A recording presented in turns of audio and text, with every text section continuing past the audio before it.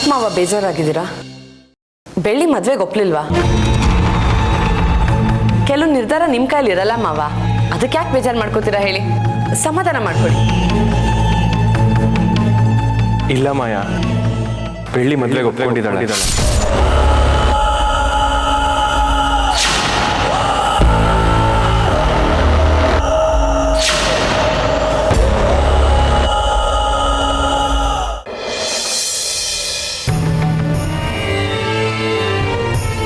ದೇವ್ರೆ, ನಂಗೀಗ ಏನು ಮಾಡಬೇಕು ಅಂತ ಗೊತ್ತಾಗ್ತಿಲ್ಲ. ಆದರೆ ಒಂದು ಮಾತಂತೂ ನಿಜ, ಚಿತ್ರಕ್ಕ ಯಾವಾಗಲೂ ನಮ್ಮ ಜೊತೆನೇ ಇರಬೇಕು. ಯಾಕಂದರೆ ಬೆಳ್ಳಿಗೆ ಯಾವುದೇ ತೊಂದರೆ ಬರ್ದಿರೋ ಹಾಗೆ ಅವರೇ ನೋಡ್ಕೊಳ್ಳೋದು. ಅವರೇ ಇಲ್ಲ ಅಂತಂದಮೇಲೆ ಅದಕ್ಕೆ ನೀನು ಈ ಪವಿತ್ರವಾದ ಕುಂಕುಮನ ಆ ಮಣ್ಣಲ್ಲಿ ತೊಗೊಂಡೋಗಿ ಬೆರೆಸ್ತಿದ್ದೀನಿ. ಒಂದು ವೇಳೆ ಒಳ್ಳೇದಕ್ಕಾದರೆ ಸರಿ, ಕೆಟ್ಟದಕ್ಕಾದರೆ ಅದನ್ನ ನೀನೇ ನೋಡ್ಕೋಬೇಕು.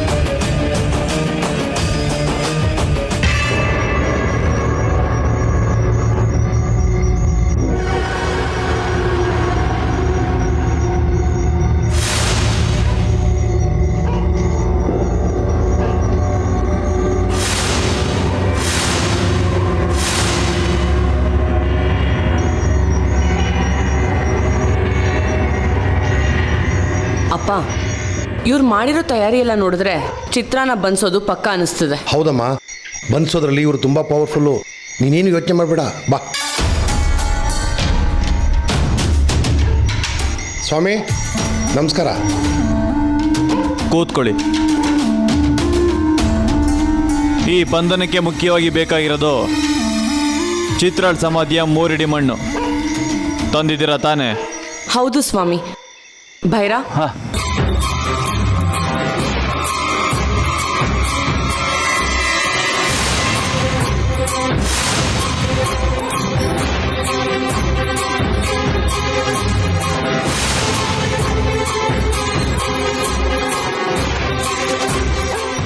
ನೀವು ಹೇಳಿರೋ ಆತ್ಮನ ಬಂದ್ಸೋಕ್ಕೂ ಮುಂಚೆ ಇಲ್ಲಿ ಚಿತ್ರ ವಿಚಿತ್ರ ಘಟನೆಗಳು ನಡೆಯುತ್ತೆ.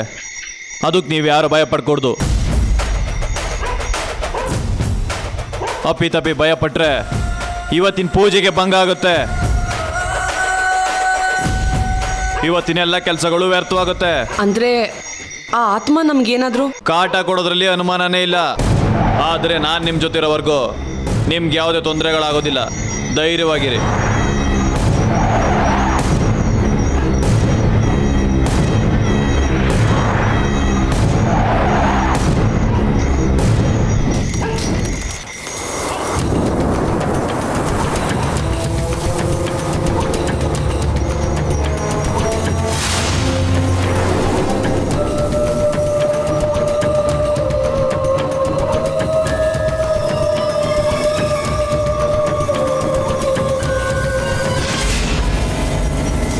ನಾನು ನಿಮ್ಗೊಂದು ಕೆಲಸ ಹೇಳಿದ್ದೆ, ಆದರೆ ನೀವು ಅದನ್ನ ಸರಿಯಾಗಿ ಮಾಡಿಲ್ಲ.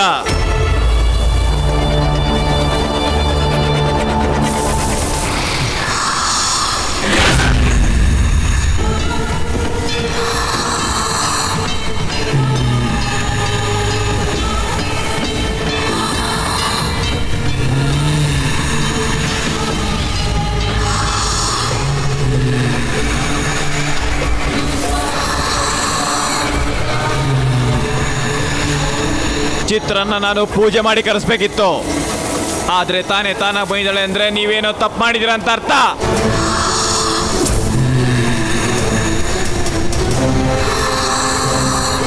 ಹೌದು, ಮಣ್ಣಿನ ಬಣ್ಣ ಯಾಕೆ ಕೆಂಪಾಗಿದೆ, ಅದಕ್ಕೆ ಏನ್ ಬೆರೆಸಿದ್ದೀರಾ ಅಂತ ಹೇಳಿ. ಚಿತ್ರಂಗಿರೋ ಶಕ್ತಿಗೆ ಕುಂಕುಮ, ವಿಭೂತಿ, ದೀಪದ ಎಣ್ಣೆ, ಅಮ್ಮನವ್ರ ಸೀರೆ, ಹೀಗೆ ಯಾವುದೇ ವಸ್ತು ಸೇರಿದ್ರೆ ಅವಳ ಶಕ್ತಿ ದುಪ್ಪಟ್ಟಾಗುತ್ತೆ.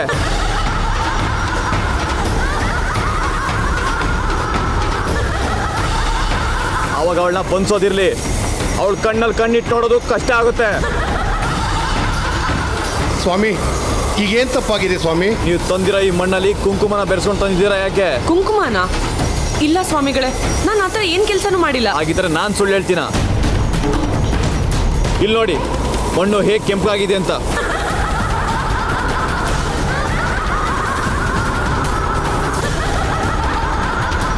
ಭೈರಾ, ನನಗೇನು ಗೊತ್ತಿಲ್ಲ ಮಾಯ, ನನ್ನ ಮನೆಗೆ ತೊಗೊಂಡೋಗಿಟ್ಟೆ, ಆಮೇಲೆ ಇಲ್ಲಿಗೆ ತೊಗೊಂಬಂದೆ ಅಷ್ಟೇ. ನೀವು ತಗೊಂಡೋಗಿಟ್ಟು ಮತ್ತೆ ವಾಪಸ್ ತರೋ ಮಧ್ಯದಲ್ಲಿ ಏನೋ ನಡೆದಿದೆ. ಇದು ಬೇಕು ಅಂತಲೇ ಮಾಡಿರೋ ಕೆಲಸ. ಯಾರೋ ಪೂಜೆಗೆ ಭಂಗ ಆಗಲಿ ಅಂತಾನೆ ಈ ರೀತಿ ಮಾಡಿದ್ದಾರೆ. ಚಿತ್ರಂಗೆ ನಾವೀಗ ಅನ್ಕೊಂಡಿರೋದಕ್ಕಿಂತ ದುಪ್ಪಟ್ಟು ಶಕ್ತಿ ಬಂದಿದೆ.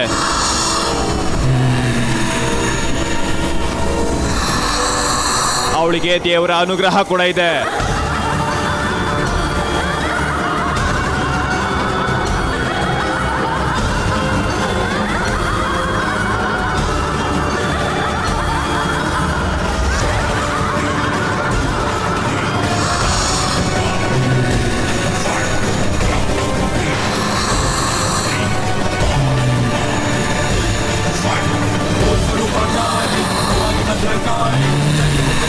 ಎಂತೆಂಥವ್ರು ನಾವು ನೋಡಿರ್ಬೋದು, ಆದ್ರೆ ಈ ಪ್ರಚಂಡ ಮಾಂತ್ರಿಕನ ನೀನು ನೋಡಿಲ್ಲ. ಎಂತೆಂಥ ಭಯಂಕರ ಶಕ್ತಿಗಳನ್ನ ನನ್ನ ಮುಷ್ಟಿಲಿ ಹಿಡಿದು ಅಡಗಿಸಿದ್ದೀನಿ ನಾನು. ನನ್ನ ಹತ್ರ ನಿನ್ನ ನಾಟ ಏನು ನಡೆಯಲ್ಲ. ಏ ಚಿತ್ರ, ತೊಂದರೆ ಕೊಡದೆ ಸುಮ್ಮನೆ ಬಂದು ಚೌಕಲ್ಲಿ ಕೂರು. ನಿನ್ ಕೈಲಿ ಏನಾಗುತ್ತೆ ಅದನ್ನ ಮಾಡು, ನಾನು ನೋಡ್ತೀನಿ.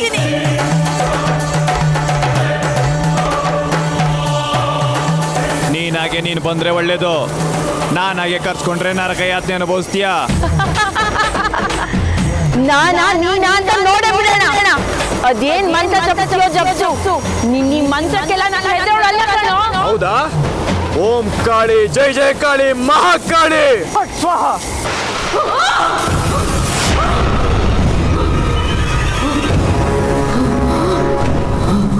ಬಂದ್ ಕೂರು. ಬರಲ್ಲ ಕಣೋ, ಬರಲ್ಲ.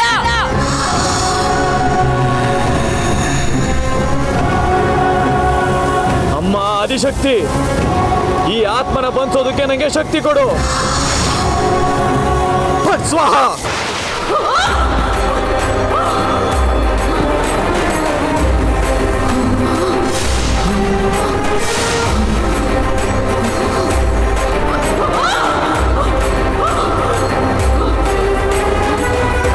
ಕರೀತಿದ್ದೀನಲ್ಲ, ಬಂದ್ ಕೂರು.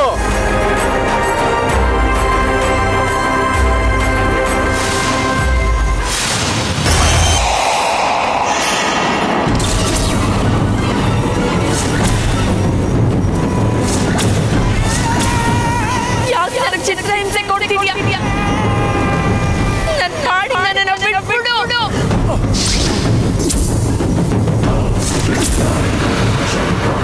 ನೀನ್ ಇವ್ರಿಗೆ ಹಿಂಸೆ ಕೊಡ್ತಿರೋ ಸರಿನಾ?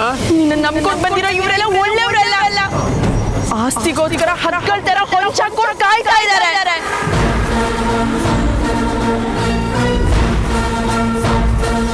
ಇದರಿಂದ ಮುತ್ತು ಮಾವನ ಬೆಳ್ಳಿನ ಕಾಪಾಡ್ತಾ ಇರೋದು ತಪ್ಪ? ನೀನೇ ಹೇಳು. ಆಸ್ತಿ ಪತ್ರಕ್ಕೆ ಸೈನ್ ಮಾಡದೆ ಇರೋ ನನ್ನನ್ನ ಅನ್ಯಾಯವಾಗಿ ಸಾಯಿಸಿದ್ರು.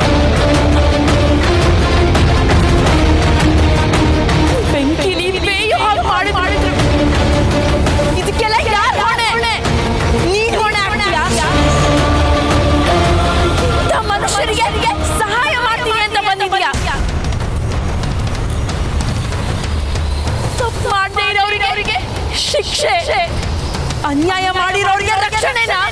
ಇದನ್ನ ಸರಿಯಾದ ನೀನು ಒಂದು ಆತ್ಮ ಆಗಿ ಭೂಮಿ ಮೇಲೆ ಇರೋ ಹಕ್ಕೇ ಇಲ್ಲ. ಇದ್ದಿದ್ರು ಸರಿ, ಆದ್ರೆ ನೀನು ಇವರಿಗೆ ತುಂಬಾನೇ ಕಾಟ ಕೊಡ್ತಿದೀಯ. ನಿನ್ನಂತ ಕಾಟ ಕೊಡೋರ್ಗೆ ಬುದ್ಧಿ ಕಲ್ಸೋದೇ ನನ್ನ ಕೆಲಸ.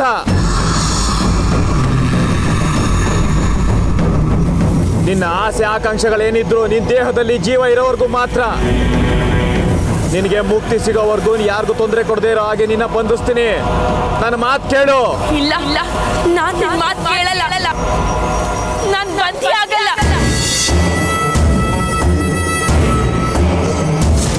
ನನ್ ಶಕ್ತಿ ಇರೋವರೆಗೂ ಮುತ್ತು ಬೆಳ್ಳಿನ ನಾನು ಯಾವಾಗಲೂ ಕಾಪಾಡ್ತಾನೆ ಇರ್ತೀನಿ.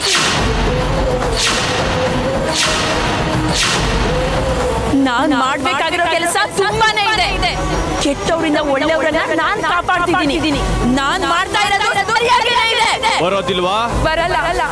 ದಯವಿಟ್ಟು ನನ್ನ ಮಾತು ಕೇಳು. ನನ್ನ ಬಿಟ್ಬಿಡು.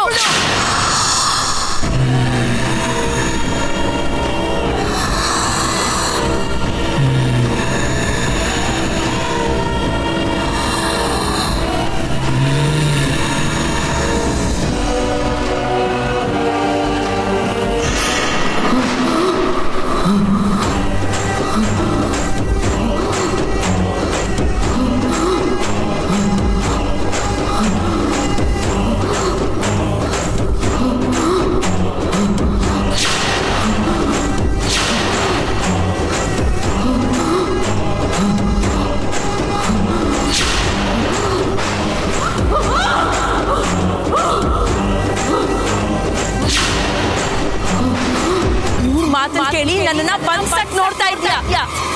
ನಾನು ಇಲ್ಲಿಂದ ತಪ್ಪಿಸ್ಕೊಂಡ್ ಬಂದೆ ಅನ್ಕೋ, ನಿನ್ನ ಜೀವ ಸಹಿತ ಉಳಿಸಲ್ಲ. ಇವ್ರೆಲ್ಲರಿಗಿಂತ ಮೊದಲು ನಿನ್ನ ಸಾಯಿಸ್ತೀನಿ. ಯೋಚನೆ ಮಾಡು. ನಿನ್ನಂತ ಭಯ ಪಡಿಸೋ ಆತ್ಮಗಳನ್ನು ಸಾವಿರಾರು ನೋಡಿದ್ದೀನಿ. ನೀನ್ ನನ್ಗೇನು ಮಾಡ್ಕೊಳಕ್ಕಾಗಲ್ಲ. ಬಂದ್ ಕೂರು. ಬರಕ್ಕಾಗಲ್ಲ ಅಂತ ಹೇಳಿದ್ನಲ್ಲ. ಬರಲ್ವಾ? ಓಂ ಕಾಳಿ ಜೈ ಕಾಳಿ ಜೈ ಜೈ ಕಾಳಿ ಮಹಾಕಾಳಿ ಫಟ್ ಸ್ವಾಹ.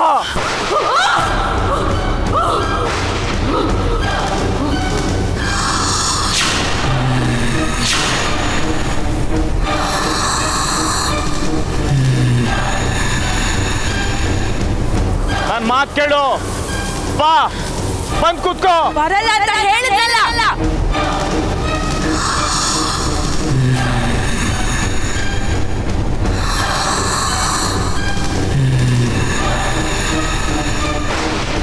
ಬೇಡ, ನಾನ್ ಬರ್ತೀನಿ. ಏನು ಮಾಡ್ಬೇಡ. ಬಂದ್ ಕೂರು.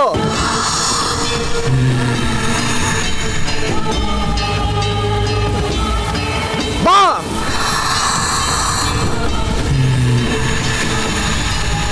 ನಾನು ಇಲ್ಲಿರೋವರೆಗೂ ಭಯ ಪಡೋ ಅಗತ್ಯ ಇಲ್ಲ. ಧೈರ್ಯವಾಗಿ ಕೂತ್ಕೊಳ್ಳಿ.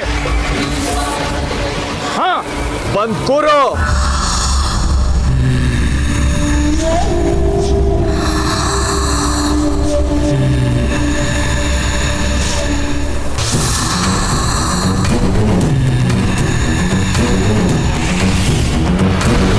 ನಿನ್ನ ಜೀವ ಸಹಿತವಾಗಿ ಬಿಡಲ್ಲ. ವಾಪಸ್ ಬಂದ್ಮೇಲೆ ಇವರೆಲ್ಲರ ಜೊತೆ ನಿನ್ಗೂ ನರಕ ಕಾಣಿಸ್ತೀನಿ. ನಿನ್ ಹಣ ಇನ್ನು ಕಮ್ಮಿ ಆಗಿಲ್ಲ ಅಲ್ಲ? ನಿನ್ನ ಬಂಧಿಸ್ಲೇಬೇಕು.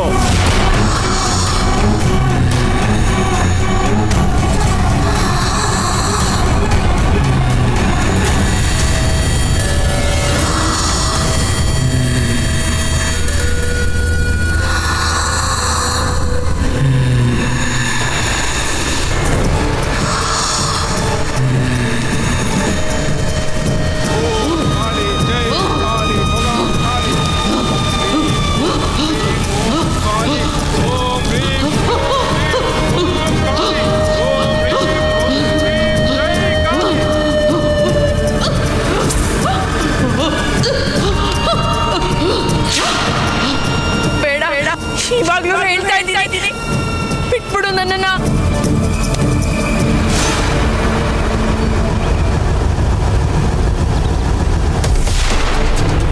ರುದ್ರಾಕ್ಷಿ ಮಾಲೆ ಹಾಕ್ಬೇಡ.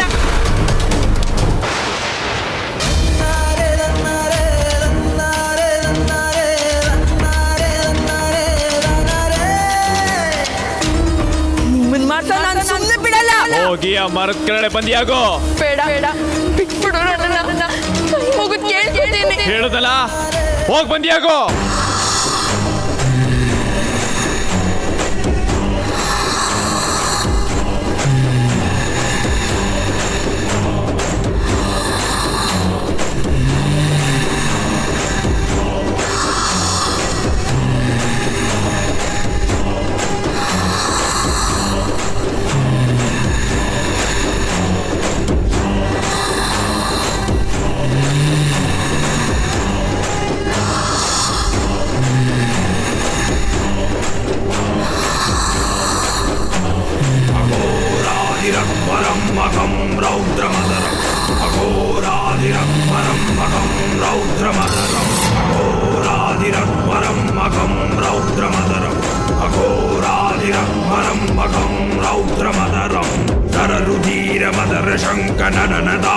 ಚಿತ್ರ ಈಗ ಪೂರ್ತಿಯಾಗಿ ಬಂದಿಯಾಗಿದ್ದಾಳೆ. ನೀವೇನು ಭಯ ಪಡೋ ಅಗತ್ಯ ಇಲ್ಲ. ನಿಮ್ಮಿಂದ ತುಂಬಾ ಉಪಕಾರ ಆಯ್ತು ಸ್ವಾಮಿ. ಈ ಮಣ್ಣಲ್ಲಿ ಕುಂಕುಮ ಬೆರೆಸ್ತಾ ಇದ್ದಿದ್ರೆ ಈ ಕೆಲಸ ಇನ್ನಷ್ಟು ಸುಲಭ ಆಗಿರೋದು. ನಿಮ್ಮಲ್ಲಿ ಯಾರು ಕುಂಕುಮ ಬೆರೆಸಿಲ್ಲ ಅಂದ್ರೆ ಬೇರೆ ಯಾರು ಆಗಿರ್ತಾರೆ. ಅದ್ಯಾರು ಅಂತ ತಿಳ್ಕೊಳ್ಳಿ.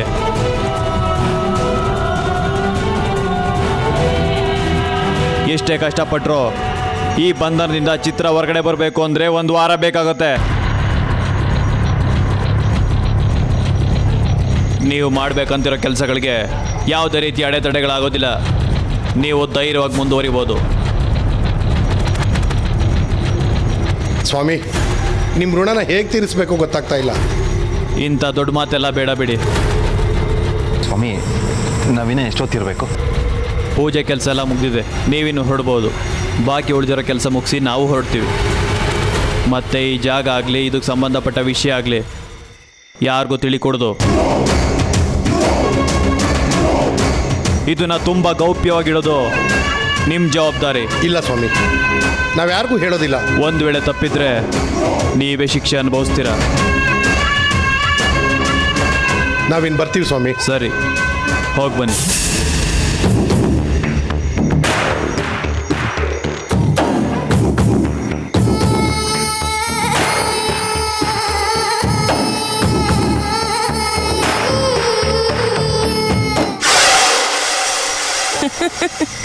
ನನಗೆ ಚಾಲೆಂಜ್ ಮಾಡ್ತೀಯ? ಈಗ ನಿನ್ನ ಹೇಗೆ ಬಂದಿದ್ದೀನಿ ನೋಡು. ನನಗೆ ರೈಸ್ ಮಿಲ್ಲಲ್ಲಿ ಲಾಕ್ ಮಾಡ್ತೀಯಾ? ನನಗೆ ತೊಂದರೆ ಕೊಡ್ತೀಯಾ? ಹೀಗೆ ಕೊಡು ತೊಂದರೆ, ನಾನು ನೋಡ್ತೀನಿ. ಇದರಿಂದ ಆಚೆ ಬರೋದಕ್ಕೆ ನಿನಗೆ ಮಿನಿಮಮ್ 1 ವಾರ ಬೇಕು. ಅಷ್ಟರಲ್ಲಿ ನನಗೇನು ಕೆಲಸ ಆಗಬೇಕು ಅದನ್ನು ನಾನು ಮುಗಿಸ್ಕೊತೀನಿ. ಏನು ಅಂತ ಯೋಚನೆ ಮಾಡ್ತಿದೀಯಾ? ನನ್ನ ಮುತ್ತು ಮಾವನ ಮದುವೆ, ಅದಾದ್ಮೇಲೆ ಬೆಳ್ಳಿ ಸಾವು. ಮುತ್ತು ಮಾವಂದು ಬೆಳ್ಳಿದು ಮದುವೆ ಮಾಡ್ತೀನಿ ಅಂತ ಹಾರಾಡ್ತಿದ್ದೆ. ಈಗೇನಾಯ್ತು? ನೀನು ರೆಕ್ಕೆ ಪುಕ್ಕಗಳನ್ನ ಹೇಗೆ ಕತ್ತರಿಸಿ ಬಿಸಾಕ್ತೀನಿ ಅಂತ ನೋಡ್ತೀರ. ಅರೆ ಈಗಷ್ಟೇ ಬಂದಿದ್ದೀನಿ ನಿನ್ನ, ಆಗ್ಲೇ ಇಷ್ಟು ಕೋಪನಾ? ಇನ್ನು ನೀನು ನೋಡೋವಂಥದ್ದು ತುಂಬ ಇದೆ. ಓಹ್ ಸಾರಿ, ನಿನ್ನ ಕೈಲಿ ನೋಡೋಕ್ಕಾಗಲ್ಲ ಅಲ್ವಾ? ನಿನಗಷ್ಟು ಧೈರ್ಯ ಇದ್ರೆ, ಅಷ್ಟೊಂದು ತಾಕತ್ತಿದ್ರೆ, ನಾನು ಏನು ಮಾಡ್ಬೇಕು ಅನ್ಕೊಂಡಿದ್ದೀನಿ ಅದನ್ನು ತಡೆದು ತೋರಿಸು. ಆವಾಗ ಮೆಚ್ತೀನಿ ನಾನು. ನನ್ನ ಮುತ್ತು ಮಾವನ ಮದುವೆ ಎಷ್ಟು ಬೇಗ ನಡೆಯುತ್ತೆ ಅಷ್ಟು ಬೇಗ ಬೆಳ್ಳಿ ಸಾಯ್ತಾಳೆ. ಒಂದು ವೇಳೆ ನಿನ್ನ ಕೈಲಿ ತಡೆಯೋಕ್ಕಾಗದೇ ಇದ್ರೆ ಇಲ್ಲೇ ಅಳ್ತಾ ಸಂಕಟ ಪಡು. Have a sweet night.